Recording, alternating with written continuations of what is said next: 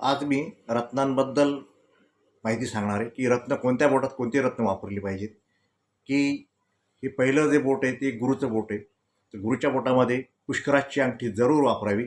इतर कुठल्याही रत्नांची अंगठी किंवा साधी रिंग पण घालू नये. पुष्कराजची अंगठी असेल तर जरूर वापरावी. त्याच्याने आपलं गुरुबल वाढतं.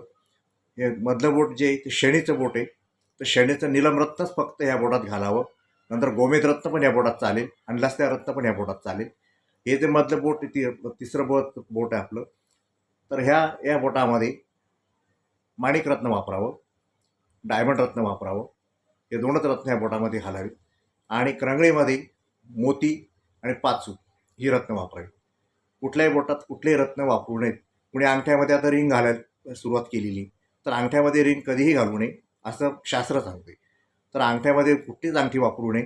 फक्त 4 बोटांमध्येच अंगठी वापरावी आणि त्याचं आपल्याला चांगले फायदे मिळतात. आता ह्या बोटामध्ये जर आपण पुष्कराज वापरला तर आपल्याला त्याचं गुरुबल चांगलं वाढणार आहे.